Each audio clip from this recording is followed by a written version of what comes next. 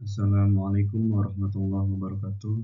Baik, di sini saya akan mempresentasikan terkait rancangan strategi keamanan aktif berbasis Moving Target Defense dan Software Defined Network, di mana terdiri dari beberapa anggota kelompok. Yang pertama yaitu ada Leonardo Lesmana, yang kedua Rashid Arido, yang ketiga yaitu Rohimin Imani Arti. Baik, secara latar belakang, infrastruktur jaringan statis yang konvensional itu menciptakan ketidakseimbangan fundamental, itu di mana penyerang memiliki waktu yang tak terbatas untuk memetakan sistem. Nah, sementara defender harus mengamankan setiap titik secara bersamaan. Nah, maka dari itu dibutuhkan paradigma pertahanan yang proaktif dan juga dinamis. Di sini terdapat 3 poin latar belakang. Yang pertama itu kelemahan jaringan statis, yang kedua itu batasan pertahanan tradisional, yang terakhir yaitu solusi yang dibutuhkan. Yang selanjutnya yaitu terkait analisis moving target defense. Di moving target defense itu sendiri terdapat kelebihan dan juga kelemahan.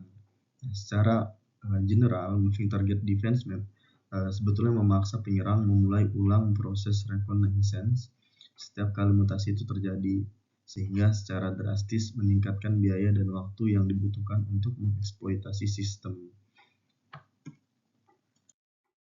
Nah, landasan tata kelola keamanan yang digunakan dalam moving target defense ini itu terdapat dua, di mana ada ISO 27001 sebagai landasan tata kelola keputusan regulasi dan penilaian risiko organisasi.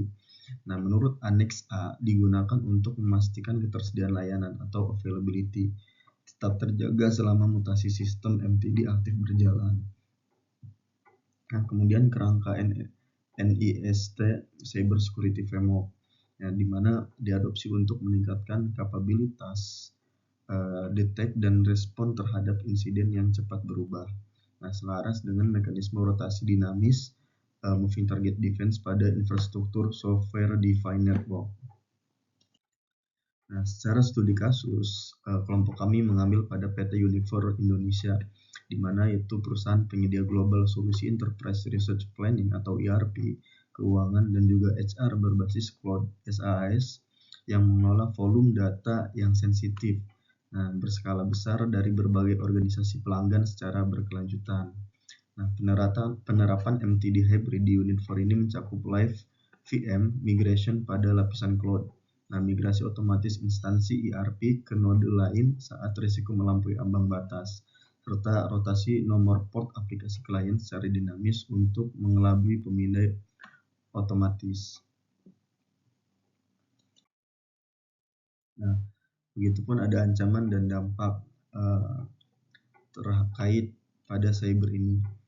Analisis ancaman cyber aktif yang dihadapi pada PT Unifor Indonesia dan dampak operasional nyata dari implementasi moving target defense ini dalam lingkup cloud ERP multi penyewa, yaitu ada 3 poin, yang dimana ada ancaman utama yaitu cross tenant data exfiltration antar penyewa cloud, serangan DDoS terhadap endpoint layanan ERP, kemudian advanced persistent threats yang mengeksploitasi kerentanan API dan alamat memori server produksi. Yang kedua ada dampak praktis, yaitu mengurangi alert fatigue tim operasional secara drastis, sehingga sistem secara mandiri membuang penyerang ke area jebakan atau honeypot tanpa intervensi manual administrator jaringan. Yang terakhir itu bukti lapangan. Secara bukti lapangan, serangan skrip otomatis berhasil digagalkan karena MTD ini dapat memutasi interface sebanyak 5 kali. Nah, yang selanjutnya itu terdapat arsitektur 3 lapis, di mana ketiga komponen ini diintegrasikan dalam satu pengontrol SDN untuk membentuk pertahanan aktif yang berlapis. Nah, dari setiap lapisan ini bekerja secara sinergis, di mana moving target defense merotasi identitas jaringan, load balancer menjaga ketersediaan layanan, dan honeypot mengisolasi penyerang secara transparan. Rekomendasi implementasi arsitektur ini pada lingkungan cloud PT Unifor Indonesia terbukti mampu membuang serangan 100% otomatis tanpa kebocoran data sesuai standar ISO 27001 dan NIST Cyber Security Framework. Dimana di sini ada 3 poin. Yang pertama itu moving target defense, yaitu menyembunyikan real IP di balik virtual IP yang dirotasi secara acak setiap 45 detik oleh controller SDN untuk mempersulit pengintaian penyerang. Yang kedua ada load balancing, di mana mendistribusikan lalu lintas dari klien sah kedua server produksi replika menggunakan algoritma round robin melalui mekanisme inbound NAT. Yang terakhir itu ada honeypot server, di mana untuk mengalihkan paket penyerang yang menembak virtual IP lama atau usang secara otomatis ke server jebakan, yaitu untuk mengisolasi ancaman tanpa menyentuh data produksi. Selanjutnya itu terkait topologi jaringan, terdapat server produksi dan juga pemetaan komponen, di mana dua server replika tempat aplikasi ERP utama berjalan, lalu lintas sah dari klien didistribusikan secara round robin ke kedua server ini oleh SDN controller. Nah, topologi single switch ini memungkinkan controller memiliki visibilitas penuh atas seluruh lalu lintas, sehingga kebijakan MTD, load balancing, dan isolasi honeypot dapat diterapkan secara real time dan terpusat. Lalu kemudian setiap node dalam topologi memiliki peran spesifik dalam arsitektur MTD 3 lapis, yaitu di mana controller SDN mengorkestrasikan mutasi, server produksi melayani klien sah, dan honeypot mengisolasi serangan secara otomatis. Hasil validasi pengujian, yaitu pengujian dilakukan menggunakan simulasi mininet dengan topologi OpenFlow single switch. 3 skenario validasi diuji untuk membuktikan efektivitas arsitektur pertahanan 3 lapis berbasis moving target defense dan SDN. Terdapat validasi yang pertama yaitu load balancing, itu statusnya adalah sukses. Permintaan ping dari host 1 klien sah itu terdistribusi secara seimbang dan bergantian ke server produksi menggunakan algoritma round robin melalui controller POX. Yang kedua, validasi MTD, itu statusnya sukses. Dan yang terakhir adalah validasi honeypot dan statusnya sukses. Baik, untuk implementasi dan praktek daripada moving target defense akan dipresentasikan oleh rekan saya yaitu Leonardo Lesmana. Terima kasih.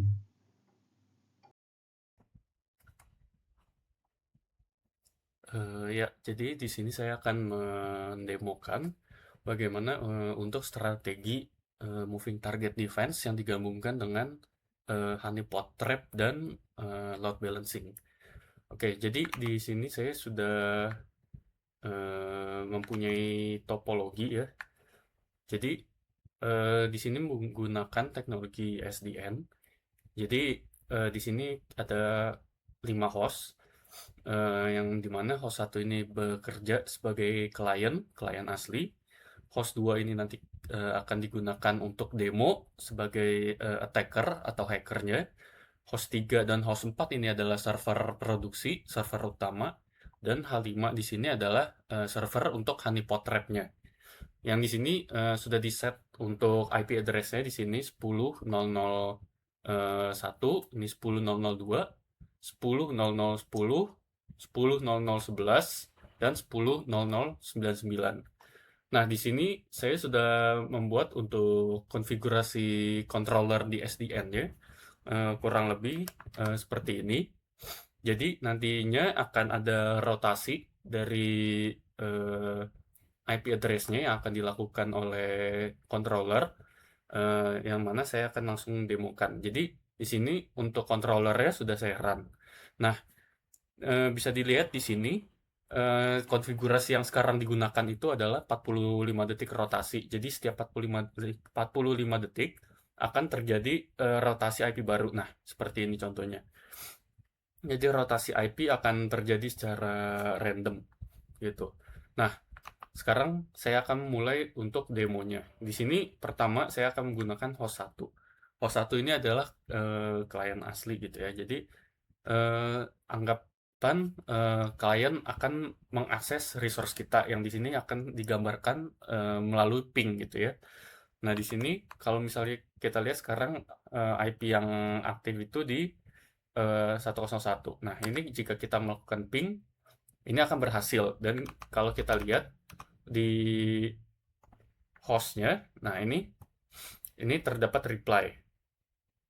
Nah, ini saya coba buka lagi di server asli ya, host 3 dan host 4. Seperti ini.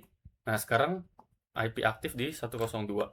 Sekarang kita lakukan ping ke 102. Nah, bisa dilihat di sini ping itu berhasil. Nah, lalu di host 3 ini di server produksi membaca ada aktivitas akses gitu ya di server utama. Nah, untuk load balancing-nya kurang lebih seperti itu. Nanti akan berotasi dari host 4 dan host 3 gitu untuk handling paketnya. Nah, lalu untuk ini kan untuk moving target defense ya. Jadi akan rotasi terus. Nah, sekarang saya akan mendemokan untuk honeypot trap-nya. Di sini saya akan membuka host 3 dan host 4 dan juga akan membuka host 5 yang mana adalah server untuk honeypot trap-nya. Nah, karena moving target defense dan honeypot trap itu digabung, jadi untuk simulasi kurang lebih karena biasanya penyerang akan mengumpulkan informasi. Nah, tapi karena IP itu berotasi terus, maka informasi yang didapatkan oleh hacker atau penyerang itu bakal usang gitu. Jadi udah tidak valid gitu. Nah, di sini dia akan disimulasikan menggunakan host 2, di mana misalnya kan misalnya sekarang hacker membaca nih, oh IP yang aktif adalah di 101. Lalu akan dilakukan misalnya, oh dia sudah tahu nih di 101. Nah ini kita akan menunggu untuk IP-nya berganti atau berotasi. Jadi di simulasi ini akan saya contohkan bagaimana nantinya informasi yang dikumpulkan oleh penyerang nantinya akan menjadi usang gitu ya. Lalu eh, informasi yang usang itu nanti akan digunakan hacker, tapi nantinya malah akan masuk ke server honeypot. Nah, ini kan sudah berotasi menjadi IP baru ya di 102. Nah, sekarang kita coba melakukan ping ke IP yang sudah usangnya di host 2. Yang mana IP itu 101.